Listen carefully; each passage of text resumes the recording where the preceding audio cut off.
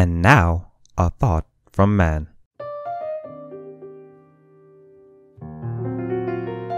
I know I made a whole video saying why I don't really review anime. Oops. But with Netflix's new show, Aggretsuko, I'll have to make an exception because this is honestly one of the most relatable shows I've seen in years. I never thought I'd find myself relating to an animal so much, a red panda no less. Even though the characters are animals, you can imagine yourself as any one of them going through these struggles, and it is the funniest shit with how the characters react to their problems, especially the main character. The series is based off of these webtoons from the Sanrio company, the people who made Hello Kitty, which I'm just like, wow, that feels so weird, but I'll buy it. And the main premise is about this female red panda who goes through life just doing her job. I know that sounds boring as fucking Ben Stein, but what makes this whole thing work is the main character's way of tackling the frustrations of her job. She just constantly goes on these rage-fueled benders. Every time she just gets annoyed or just angry, she just lets out just this big, horrible, screamo-like voice every time. It is just funny. Anyone who's had like a really shitty job or had to deal with some major problem in your life or just a major inconvenience of some sort, it just makes it so relatable as to how the character reacts to these problems, because you just feel like, oh, why is this happening? Why do I need to deal with this crap now? That's just something that just easily hit me with this series, and I just honestly kind of fell in love with it for that. It's a very nice slice of life type of show. Even though the characters are animals, you just find yourself engaged with their problems that they go through. You just find yourself thinking, you know what, I know that struggle, I've been through there, I've had that problem. That's just something you find yourself easily connecting with these characters on. The sky's the limit! The main character is Aggretsuko, who's this red panda who just goes through life doing her job and just trying to get by. She's more or less your everyday character who's just, you know, going through the struggles of life, but constantly gets brought down by her job and insecurities. She's someone you can easily see yourself in. She's basically an everyman, because the way she reacts to stuff, what she's going through, everything just feels like, you know what, I know how it is. I know that struggle, I know that problem. And you completely understand whenever she just has these certain reactions. But the most funniest of her reactions is whenever she gets angry or has to just let out some steam. It's the funniest shit ever. I think that customer service with a smile is the Alp difference. Let me know if there's anything you'd like to try on. I'm okay. No pressure, take your time. No pressure, take your time. No pressure, take your time. There's no pressure, take your time. Let me take my time already! I honestly just cannot stress how funny it is whenever she starts raging out and just doing this death metal voice and stuff. It's like, holy crap. Like, really, I understand it wholly. Granted, even if you're not a fan of death metal, you still have to laugh at the fact that it's like, what? Your voice just changes from female to male, and it's so grungy and gritty. It is just like, holy shit. Like, this cute little red panda just turns into this fucking death demon. Like, you just think, oh my god, this is me almost to every level. Except the fact that she goes to karaoke and does it alone. It's like, it's completely understandable. I totally know what you're going through. And that's such a good message, is that you should never bottle up your frustrations, because in the end, you're only hurting yourself. That's why I really enjoyed the season finale, because it's so good and has such a powerful message. I won't go into detail about it, but it's something I think a lot of us can understand and relate to, because the main message has to do with how we deal with people and our ways of perceiving them. It's just something that's just powerful. From such a cutesy show, it's so weird how something so adorable can have such a powerful message behind it. Like, I find that so weird, but hey, I'll buy it. I can easily buy into this. I'm really into death metal. Aggretsuko has this nice group of friends who help her out through these constant struggles. You got Finnico, who's a finnick fox, and Haida, who's a hyena. Yes, obvious names are obvious. but they really are a good sense of support for Retsuko. They look out for her and often have her back whenever it's like, yeah, the work's kind of getting piled on, or they have good advice for her whenever something's just kind of going wrong and she needs a little bit of guidance. I really appreciate that idea that it's like, you got your friends, they're not gonna just leave you behind. Granted, Finako can kind of be a little bit of a jerk on some ends. Retsuko, did you have a baby yesterday morning? I heard the delivery was a tough one. Of course not. Did I even look pregnant? It's not like Finako! But she's not somebody who would just straight up abandon Retsuko. She does try to have her back and try to look out for her during things and wonder, hey, are you alright? That's something I think a lot of us can easily appreciate about her. Granted, I'm kind of biased because I happen to like foxes. Especially Finnick foxes. Sue me. But I really do enjoy her character a lot because she kind of tackles things in a more cynical way. Her attitude is just something where it's like, oh my god, that's either somebody I know or that's me. I just really like her so much, especially her laugh. It just kind of gets me. It's just too fucking cute, and I just really enjoy her character a lot. Their friend Haida is sort of the nervous Nancy of them. Like, he honestly fumbles around himself just trying to talk to them, mainly because he has a crush on Retsuko. So he often has some pretty funny material when it comes to him just fumbling over himself, trying to be either the cool guy or be the supportive friend or just the awkward crush. He's more or less just the nice guy who's just supportive of his friends and tries to look out for them, so you can appreciate him. Is that cup of tea for Mr. Tone? He's trying to be a nice guy. Once you walk out that doorway, we can't protect you. She's a goner.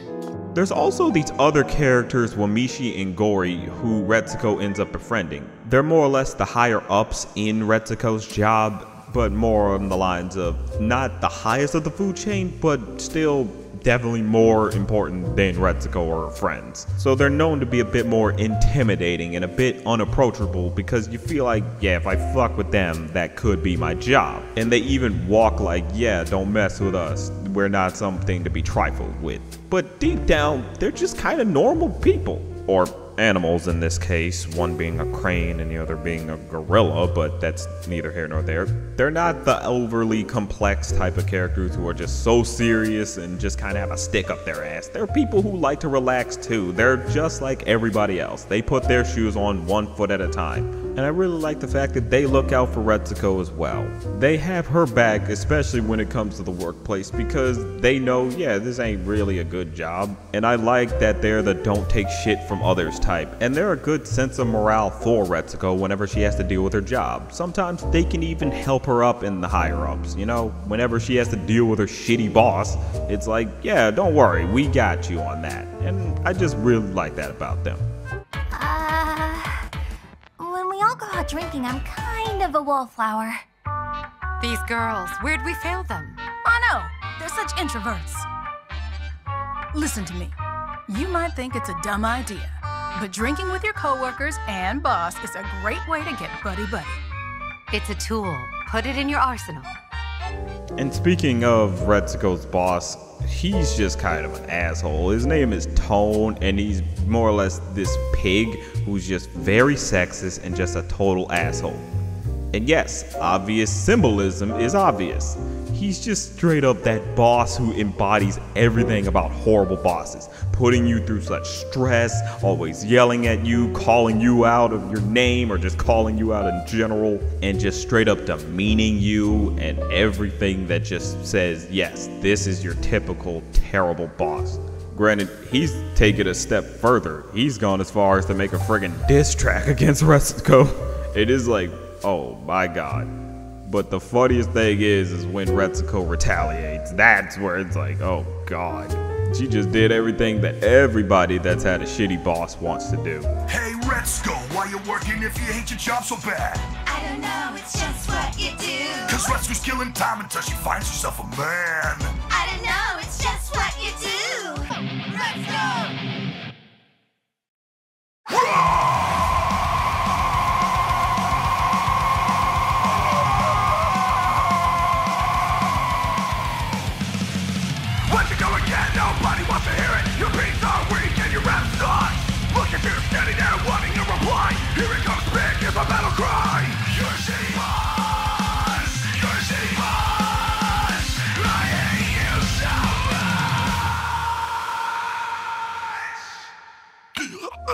It's honestly the most hilarious highlight of the series. I just really can't stop laughing at it. But the funny thing is, they know not to make him too bad. Like, he even has a kind of nice sweet moment with Retsuko at the end. I won't go into spoilers about it, but it's really a nice life lesson that he teaches Retsuko. And when you hear it, you just think, it's not all bad. He's still a sexist asshole, but still, he can dish out some decent stuff. I just kind of like that they are able to kind of blur the lines a bit with him. You know, he's not wholly evil, but at the same time, it's like, you can understand why people would get frustrated with him. I like that nice sense of balance. The animation, honestly, is not the biggest highlight of this series. It's serviceable. It's mainly on the lines of it's trying to be just a plain character-driven show that works off of its material rather than just beautiful, gorgeous animation. It still can look pretty at times, but it's more on the lines of, it can get you by. You're not here to see beautiful animation. You're here to see relatable characters in very relatable situations. It's sort of on the lines of BoJack Horseman in some sense. It's more about characters and their troubles and not about just looking pretty, which I can honestly get behind. If you have very engaging characters and engaging problems for them to face, I easily can ignore how it looks. And honestly, these are very engaging moments that these characters go through, mainly just the comedic stuff. It's a very funny series because you're just like, I see myself as these characters going through these problems. They're just so common in everyday life. You just think, I know that problem. I've been through that same situation. I know what you are going through. I know it, man. I just really like when a series can just be that relatable to me without having to sell me a crappy product or clearly manipulate me. It just knows how to do that right. We've all been through the type of situations Retsuko has been through. For instance, when you go out and you're just kind of doing your thing, you might be taking a class or you're shopping or something like that, and you see either your workplace friends or fellow classmates, and it's not really somebody you talk to. It's like, okay, I've seen you, I might have waved and said hi, but at the same time, it's like we don't know each other and you just feel awkward about it. It's like, do I say something? Do I just ignore it and pretend like I never saw them? Like, God damn it, what do I do? That's just something we've all been through, like, easily. And it's just funny in the show because that's how Retsuko got to meet and know Wamishi and Gori. They just took the same yoga classes and then they finally noticed each other and they're like, do I go over there and say hi? You know, I know we know each other from work, but we're not friends. But it's like, do I say hi? And they just kind of connect over the fact that that's such an awkward situation to be in. I just really like it when a series can portray something that we all have gone through so easily and just not feel like it's clearly manipulating me. It feels more like, yeah, I've been through this before. I know what this is like, so I know others can easily relate to this too. That's just something I really can appreciate in a series.